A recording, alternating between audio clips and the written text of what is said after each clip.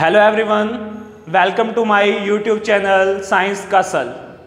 आज का बेटा टॉपिक जो है वो माइक्रो ऑर्गेनिज्म है।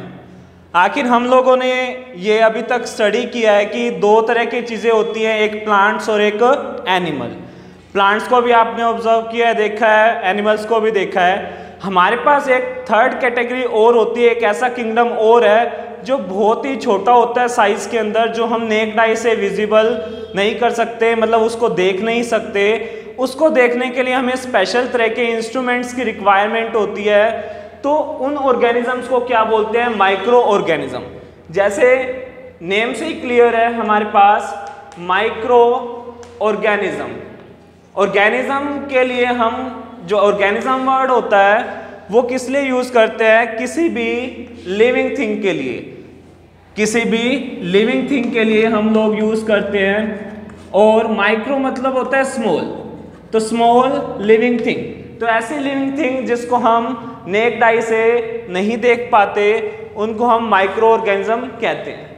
तो ये हमारे पास अलग अलग वे में हमारे काम आते हैं।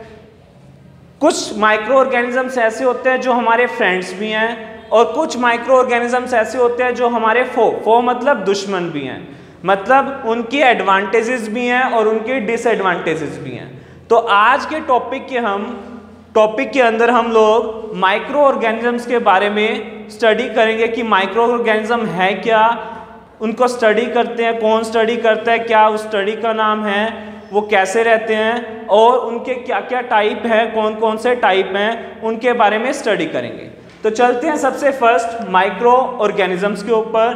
तो जैसे बताया कि स्मॉल लिविंग थिंग, कि सबसे छोटी लिविंग थिंग जिसको हम नेक्ड आई से ऑब्जर्व नहीं कर सकते, तो हमारे पास यहाँ पर देखो micro organism, the organism which can not be seen, जो नेक्ड आई से सीन नहीं आते। नेक्ड आई का मतलब यहाँ पर नॉर्मल आईज है कि नॉर्मल आई से वो विजिबल नहीं होते। उनको to see it we have to use microscope. उनको देखने के लिए हमें एक स्पेशल तरह के इंस्ट्रूमेंट की रिक्वायरमेंट होती है जिसको हम माइक्रोस्कोप बोलते हैं। तो उन ऑर्गेनिजम्स को क्या बोलेंगे? माइक्रो ऑर्गेनिजम्स बोलेंगे। ठीक है, इसके अंदर एक वर्ड है कि इन माइक्रो ऑर्गेनिज्म की कोई ना कोई स्टडी होती होगी, तो उस स्टडी को हम लोग क्या कहते हैं? माइक्रोबायोलॉजी।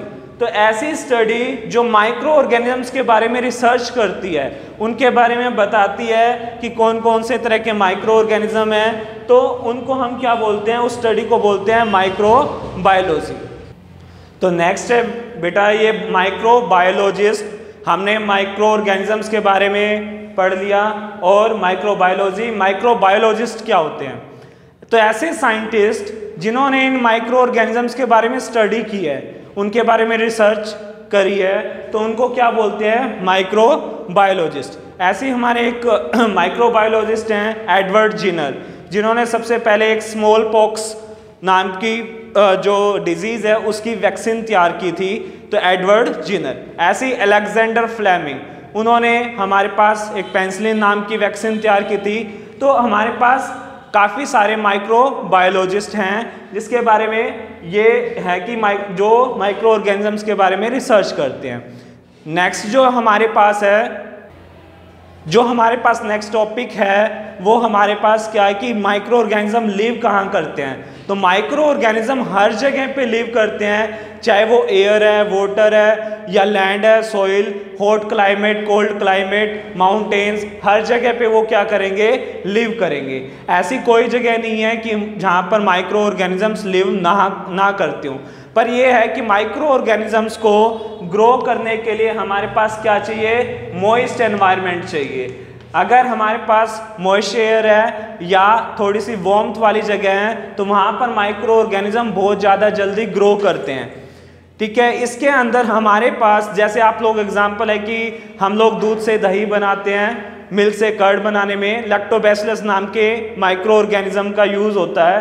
तो उसमें वो क्या करता है? दही बनाने के लिए हम उसको एक गर्म प्लेस पे, एक नॉर्मल प्लेस पे जहाँ पर हल्की सी ह्यूमिडिटी वाला एनवायरनमेंट होता है, वार्मथ वाला एनवायरनमेंट होता है, वहाँ पुट करते हैं। अगर आप उसको दूध को ज़्यादा गर्म कर लोगे तो भी वो कर्ड जो है वो नहीं बन पाएगी। दूध को बहुत ज़्यादा ठंडा कर दोगे तो भी कर्ड नहीं बन पाती, उसको हल्का सा ल्यूकवार्म रखते हैं, हल्का गर्म रखते हैं, तभी माइक्रो ऑर्गेनिजम्स ग्रो हो पाते हैं।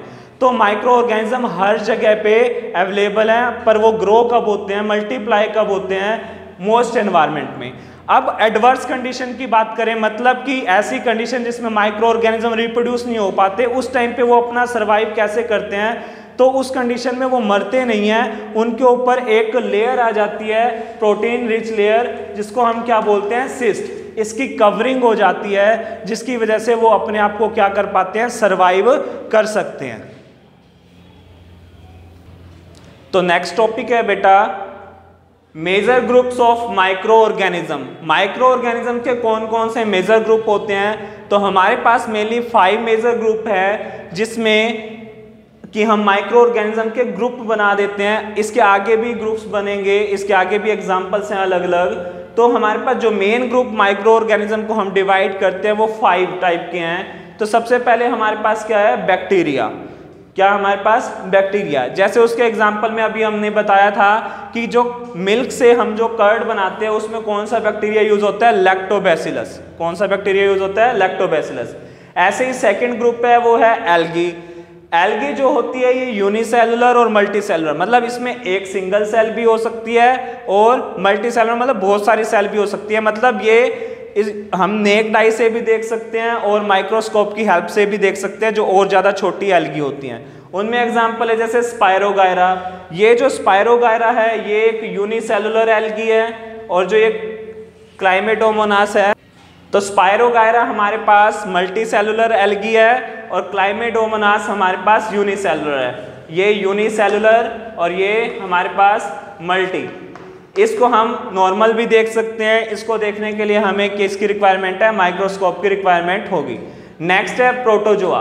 प्रोटोजोआ जो हमारे पास होता है इसको फर्स्ट एनिमल कहते हैं हम लोग। ऐसा क्यों कहते हैं, क्योंकि ये हमारे पास न्यूट्रिशन के 5 स्टेप्स को फॉलो करता है। जैसे हमारे पास इंजेशन, डाइजेशन, एब्जॉर्प्शन, एसिमिलेशन और इजेशन, ये 5 के 5 स्टेप्स को फॉलो करते हैं, इसलिए इसको फर्स्ट एनिमल भी बोलते हैं। तो प्रोटोजोआ के एग्जाम्पल जैसे अमोइबा, पैरामीशियम, यूग्लिना, इस तरह के एग्जाम्पल होते हैं।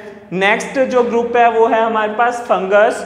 तो फंगस में हमारे पास, फंगस के अंदर भी बहुत हमारे पास यूनिसेलुलर और मल्टी सेलुलर टाइप होते हैं, कि इनमें से कुछ फंगस को हम देख पाते हैं और कुछ फंगस को हम विजिबल नहीं हो पाते, और वो माइक्रोस्कोप की हेल्प से देखते हैं। तो जैसे ब्रेड माउल्ड है, ब्रेड जब खराब हो जाता है तो उसके ऊपर वाइट और ग्रीन कलर के पैचेस आ जाते हैं, वही ब्रेड माउल्ड ही हैं, तो हम उसको नेक्ड आई से देख सकते हैं। तो ये मल्टी सेलुलर हैं। और ये जो यीस्ट है, जो हम केक वगैरह बनाते टाइम या इडली वगैरह बनाते के टाइम इस पाउडर को डालते हैं, यीस्ट पाउडर को, तो ये कौन सा है, यूनिसेलुलर है। यीस्ट जो है यूनिसेलुलर फंगस है। इसके बाद हमारे पास लास्ट ग्रुप जो है वो क्या है, वायरस। ठीक है, वायरस को, ये जो वायरस होते हैं ये हमारे पास, ये वायरस जो है ये हमारे पास बोथ लिविंग और नॉन लिविंग का काम करते हैं। जब ये आउटसाइड द बॉडी, किसी होस्ट बॉडी के आउटसाइड रहेंगे तब ये रिप्रोड्यूस नहीं कर सकते, ये जैसे हैं वैसे के वैसे रहेंगे। जैसे ये होस्ट बॉडी के अंदर जाएंगे तो ये मल्टीप्लाई होना स्टार्ट हो जाते हैं। तो इसलिए इसको बॉर्डर लाइन बोलते हैं लिविंग और नॉन लिविंग थिंग की। जैसे लिविंग थिंग के लिए जब वो होस्ट बॉडी से बाहर होंगे वो मल्टीप्लाई नहीं कर सकते, तो वो नॉन लिविंग थिंग की तरह है। जैसे ही बॉडी के अंदर जाएंगे तो वो क्या करेंगे, रिप्रोड्यूस होंगे और वो लिविंग थिंग की तरह वर्क करेंगे।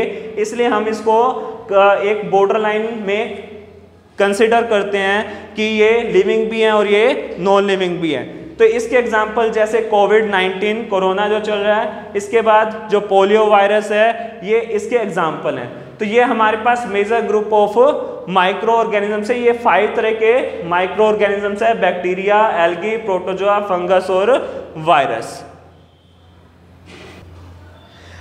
तो आप सबको ये टॉपिक समझ में आ गया होगा। तो आप लोगों ने ये अच्छे से समझना है इस टॉपिक को। नेक्स्ट टॉपिक जो हम लोग bacteria, algae, protozoa, fungus, virus, इनके सेपरेट वीडियोस बनाने वाले हैं ताकि आपको ये अच्छे से समझ में आए और डिटेल में हम इसके बारे में डिस्कस कर सकें।